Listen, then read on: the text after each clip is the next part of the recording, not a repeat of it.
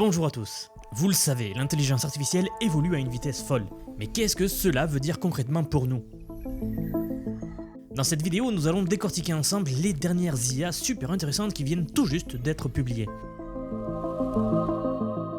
D'abord, une nouvelle IA qui va prendre une simple photo de vous et va le transformer en un avatar vidéo, capable de parler à votre place. Le tout avec un réalisme de plus en plus troublant. Une autre nouvelle IA peut maintenant vous réimaginer totalement en vous transformant en un personnage de fantasy épique par exemple. Oui, comme si vous étiez le héros de votre propre jeu vidéo.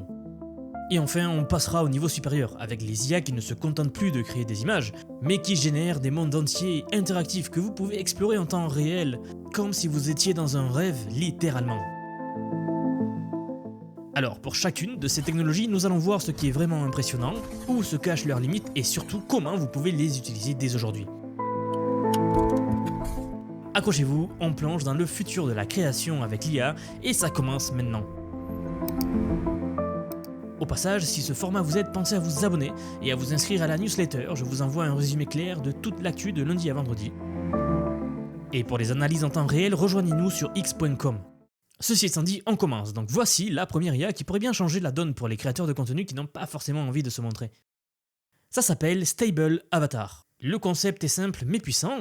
Vous lui donnez une image de vous, ou de n'importe qui d'ailleurs, vous ajoutez ensuite une piste audio, et l'IA va se charger de créer une vidéo où l'avatar parle de façon réaliste, avec en théorie aucune limite de temps. Bon, comment ça marche? On va pas plonger dans un jargon technique, mais en gros, Stable Avatar se base sur une technologie de pointe appelée le transformateur de diffusion vidéo. C'est un peu la même technologie qu'il y a derrière Stable Diffusion, c'est pour ça qu'ils l'ont appelé comme ça. Mais voilà, le gros problème des IA de ce type, c'est qu'elles n'arrivent pas à faire des vidéos longues sur la durée. Au bout de quelques secondes, le personnage se déforme, l'identité n'est plus la même, ou alors la synchronisation des lèvres devient catastrophique. Bon, c'est là que les créateurs de Stable Avatar affirment avoir résolu ce problème. Comme on peut le voir dans leur comparatif ici, les résultats sont beaucoup plus stables et fidèles. Par exemple, ils ont intégré des modules spécifiques qui permettent de générer des vidéos de longueur théoriquement infinie, tout en maintenant la cohérence bluffante. C'est grâce à une sorte de fenêtre glissante que l'IA va analyser l'audio, l'image en continu, et qui va assurer la fluidité du tout, avec la synchronisation labiale bien meilleure que la concurrence. Le petit plus non négligeable, c'est que le projet est open source, ce qui veut dire que la communauté peut déjà y accéder, y contribuer, la tester, vous pouvez la tester dès maintenant si vous vous y connaissez un petit peu. Alors ça c'est super, mais maintenant voyons en quoi c'est vraiment très intéressant. Vous savez, l'avantage le plus évident de cette technologie, c'est bien sûr de pouvoir créer du contenu sans jamais se montrer par exemple. Pour des tutoriels vidéo, pour montrer comment utiliser un outil spécifique à une entreprise ou alors des vidéos d'actualité, eh bien c'est une révolution pour les personnes les plus timides par exemple, ou alors qui veulent simplement séparer leur image personnelle de leur contenu. Fini le studio, le matériel, l'éclairage, le maquillage, etc. Ici, il suffirait d'enregistrer son audio tranquillement, et en cas d'erreur, on corrige uniquement le son par la vidéo, vous voyez. Et puis aussi, imaginez la facilité pour traduire une vidéo. Il suffirait juste de traduire l'audio en espagnol ou en allemand et de l'appliquer à la même image et hop, le tour est joué. Mais bon, évidemment, tout n'est pas parfait et il faut aborder les limites ici. Vous l'avez compris, le plus grand défi de cette technologie actuellement reste ce que l'on appelle la vallée de l'étrange. Les avatars sont réalistes, mais souvent un peu trop parfaits. Les mouvements de la tête, du corps semblent robotiques et le regard un peu vide, ce qui crée un certain malaise chez le spectateur. On sent que quelque chose cloche, sans doute les yeux, ce qui nous amène forcément au manque d'émotion. Pour l'instant, l'IA, elle anime principalement la bouche et quelques mouvements de tête, mais transmettre de la joie, de la colère, de la surprise, c'est une toute autre histoire. Et puis le langage corporel est quasi inexistant, ce qui rend les vidéos longues assez statiques. Mais voilà, le truc c'est que cette technologie, elle est assez prometteuse. Bon, mais pour du contenu long format, utiliser cette technologie n'est pas encore envisageable. Par contre, pour du contenu court comme des shorts ou des vidéos Instagram, TikTok, eh bien ça ferait très bien l'affaire. Même si bien sûr on sent encore ce côté robotique là, ça ne va faire que s'améliorer. Alors ma question pour vous c'est, est-ce que Stable Avatar c'est super ou pas du tout? Pour moi, la réponse dépend totalement du cas d'usage, vous savez. Je vous l'ai dit, mais pour du contenu très factuel, comme des vidéos de support client en ligne ou des présentations d'entreprise, c'est ce genre de technologie qui est formidable et qui va nous faire gagner un temps précieux. Mais pour des vlogging, des vidéos longues, des vidéos YouTube, etc., à ce jour, qui reposent donc sur la personnalité, l'émotion du créateur, on en est encore loin pour être honnête. Comme si l'humain et ses imperfections avaient de beaux jours devant eux. Dans tous les cas, c'est une avancée technologique très impressionnante, mais qui pour l'instant a des cas d'utilisation très précis. Cela peut vous faire gagner gros, mais dans certains domaines. Alors combien de temps allons-nous pouvoir dire cela encore? Je ne sais pas. Peut-être que d'ici quelques mois, la technologie sera si bonne qu'on pourra tout faire avec. that, and there, or just knowing that I would never give it, say, can you send him the spread of COVID-19. Together, we need to make smart decisions, not only. Oh, would you lay me down to the dead and buried? On continue, voici une IA nommée Fantasy Portrait, qui se concentre donc sur une tâche très précise, transformer une photo en portrait style fantasy, tout en cherchant bien sûr à conserver au maximum les traits du visage de la personne d'origine. L'objectif affiché, c'est d'obtenir une image de la personne d'origine et de dépasser le simple filtre photo qu'on fait aujourd'hui pour permettre une véritable intégration d'un visage dans un univers artistique fantastique. Alors très rapidement, pour comprendre son fonctionnement, il faut voir le défi technique derrière. Aujourd'hui, les IA de ce type ont du mal à équilibrer deux choses. D'un côté, la fidélité au visage et de l'autre, l'adhésion au style demandé. Sur la page du projet, les créateurs comparent leurs résultats à ceux d'autres modèles. Par exemple, regardez, on observe que Fantasy Portrait semble maintenir une meilleure cohérence de l'identité faciale, là où d'autres modèles ont tendance à le déformer en tout cas. Il s'appuie sur une approche technique spécifique pour mieux dissocier puis recombiner l'apparence de la personne initiale. Alors, je vous montre cette IA parce que ce qu'elle propose d'intéressant, au-delà de la génération simple, c'est le contrôle sur le résultat. Les démonstrations montrent deux niveaux de modification. D'une part, le contrôle sur le sujet. On peut demander de vieillir le visage, par exemple, ou de changer une expression. Et l'IA, elle va appliquer ce changement dans le style fantasy déjà établi à la base. Mais d'autre part, le contrôle sur le style via du texte. Oui, il est possible d'ajouter des éléments comme une couronne ou des effets de magie, par exemple. Et l'IA, elle va adapter la scène tout en gardant le visage de base. Pour les plus techniques d'entre vous qui se demandent s'il est possible de le faire tourner sur sa propre machine, la réponse est oui. Alors bien sûr, c'est une manipulation qui demande des connaissances techniques, et vous le savez, un ordinateur puissant avec une carte graphique Nvidia récente, mais il faut cependant noter plusieurs limitations importantes. Premièrement, et c'est le point le plus essentiel, Fantasy Portrait est à ce jour un projet de recherche, pas une application grand public. C'est exactement ce que je viens de vous dire, son utilisation n'est pas à la portée de tout le monde forcément. Deuxièmement, pour l'instant, car ça ne fait que s'améliorer, tous les exemples présentés sont des portraits en plan série. Le modèle est actuellement spécialisé sur cet usage unique et n'est pas capable aujourd'hui de générer des personnages entiers ou des scènes d'action complexes. Personnellement, j'ai très hâte de voir les tests indépendants qui vont être passés par les gens au fur et à mesure qu'ils prennent en main cet outil, et c'est là où on pourra juger de la performance de l'IA sur une plus grande variété de photos demandées. Mais je me devais de vous le montrer, c'est une démonstration technologique intéressante, qui montre une avancée notable dans la génération d'avatars stylisés et surtout fidèles à l'image d'origine. Donc pour ce domaine-là très spécifique, le portrait fantasy, les résultats présentés sont de très haute qualité et le niveau de contrôle est prometteur, donc moi je suis très enthousiaste par rapport à cette technologie. Je le répète, en l'état actuel, c'est un projet très solide, qui bien sûr aujourd'hui va surtout intéresser les chercheurs et les développeurs dans le domaine de l'IA générative, mais ça ne saurait s'étendre à tout le monde très vite. Moi je resterai à l'écoute pour vous. Allez, on passe à la suite. Voici une IA nommée Stand-in, qui s'attaque à l'un des plus grands défis de la génération vidéo aujourd'hui, la conservation de l'identité d'une personne. Le but n'est pas seulement de créer une vidéo à partir d'un texte, mais de faire en sorte que la personne dans cette vidéo soit, de manière convaincante, celle que vous avez choisie à partir d'une simple photo. Bon, ici, contrairement à d'autres approches qui demandent de lourds réentraînements de modèles complets, Stand-in se présente à l'inverse comme un framework prêt à l'emploi, tout simplement. Concrètement, c'est une brique additionnelle qui vient se greffer sur des modèles de génération vidéo déjà existants. Les développeurs qui font partie de l'équipe de vision par ordinateur de WeChat, le géant chinois donc, affirment que cette méthode permet d'obtenir des résultats de haute qualité en n'entraînant qu'une infime partie des paramètres supplémentaires, ce qui veut dire qu'elle devient potentiellement très efficace. Et surtout, ce qui rend cette IA intéressante se voit dans ses applications. La première, c'est la génération vidéo à partir d'un texte en imposant son visage.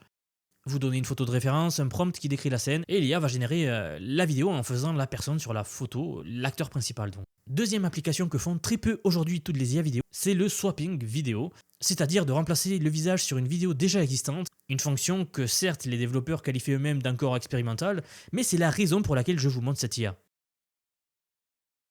Encore une fois, sachez que ce projet est open source.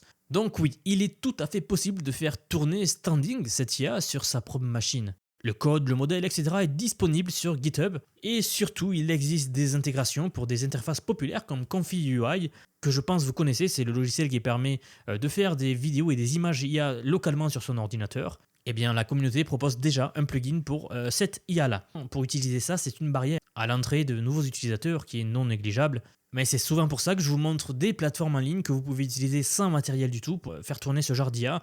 Alors en fonction des plateformes, ils implémentent telle ou telle IA. Nous risquons de voir apparaître très rapidement cette IA puisque c'est une des seules qui permet de faire du face swapping pour des vidéos IA actuellement. Donc bon, restez bien à l'écoute, ça risque d'arriver assez vite, de manière à que tout le monde puisse l'utiliser en ligne facilement. Alors voilà, cette IA open source, elle est très prometteuse et elle propose ici une solution à la problématique de la conservation d'identité en vidéo IA. Allez, très bien, maintenant on change de catégorie et on passe à une autre sortie incroyable cette semaine.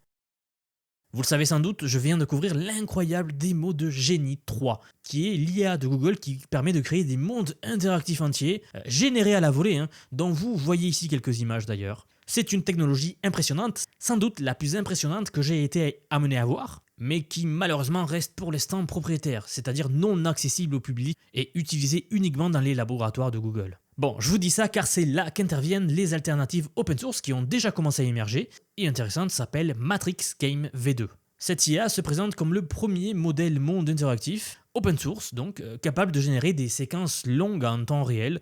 L'idée est exactement la même que pour Genie 3. Vous contrôlez un personnage au clavier et à la souris, et l'IA elle génère le monde entier autour de vous au fur et à mesure de vos actions. Comment cela fonctionne? Eh bien, le modèle a été entraîné sur environ 1200 heures de données vidéo interactives, provenant des moteurs de jeux comme l'Unreal Engine ou alors des jeux eux-mêmes comme par exemple GTA V. Et en plus, au lieu de partir de zéro, il se base sur un modèle de génération vidéo existant et y ajoute ce qu'ils appellent un module d'injection d'action. C'est en gros ce qui lui permet de traduire les commandes du clavier et de la souris en mouvements cohérents dans ce monde-là généré. Et pour la performance, il utilise une technique de distillation qui lui permet de générer des images plus rapidement, qui lui permet d'atteindre, accrochez-vous bien, une cadence de 25 images par seconde selon les développeurs eux-mêmes. Un autre point fort mis en avant, c'est sa capacité de généralisation. Les démos nous montrent que le modèle peut s'adapter à différents styles visuels et types d'environnements différents, que ce soit un monde réaliste, un univers cubique à la Minecraft par exemple, ou alors des scènes plus fantastiques. Le projet étant entièrement open source, le code et les modèles sont disponibles pour tout le monde, pour les développeurs qui voudraient l'expérimenter. En fait, comme pour les autres projets de ce type, il est même possible de l'installer en local si on a les compétences et le matériel. Mais là, on ne va pas se le cacher, il faut un matériel de dingue pour faire tourner ce genre d'IA là. C'est vraiment un cap différent.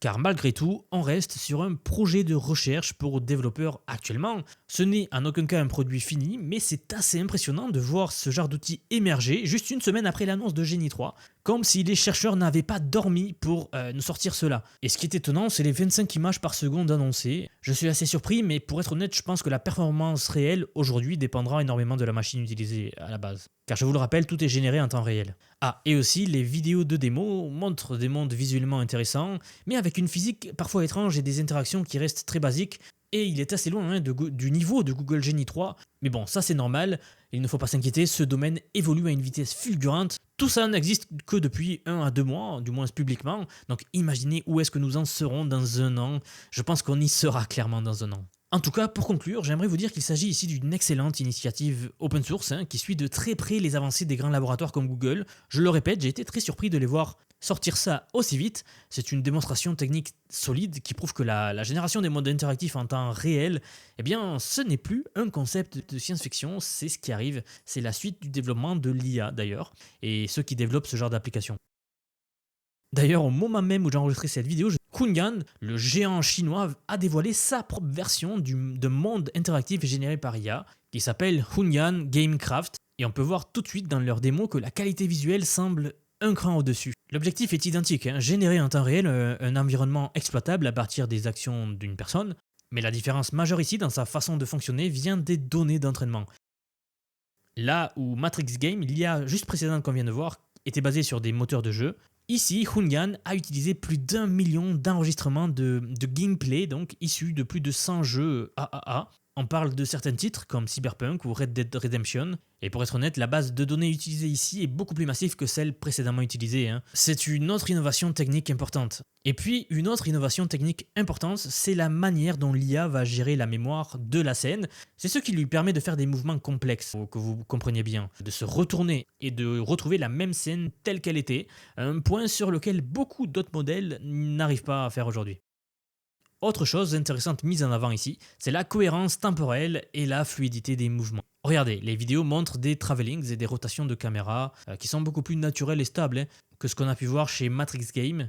Et le plus dingue, c'est que ce projet est également open source, avec le code et le modèle disponibles sur GitHub. Donc oui, pour les plus aventureux d'entre vous, ceux qui s'y connaissent ou ceux qui veulent vraiment creuser, une installation locale est possible, même si, bon, je le répète pour la 3e fois, le matériel requis pour faire tourner ce genre de choses est complètement fou. Comprenez bien qu'ici, ce genre d'IA-là, qui crée des mondes, ce ne sont pas des jeux vidéo, ce sont vraiment des modèles mondes, donc ils vont créer des mondes dans lesquels nous allons pouvoir interagir, et après les possibilités sont infinies, mais bon, je ne vais pas refaire la vidéo sur Genie 3, je vous laisserai le lien en description si cela vous intéresse, là on y rentre vraiment en détail, et pourquoi est-ce que ça, ce genre de choses-là que l'on voit, c'est la technologie la plus avancée de l'humanité. Rien que ça, ces implications sont juste énormes. Dans tous les cas, si cela vous intéresse, je vous laisse tous les liens en description sous la vidéo, car avec ce genre de modèle-là, nous sommes clairement en train de vivre un moment historique de l'humanité.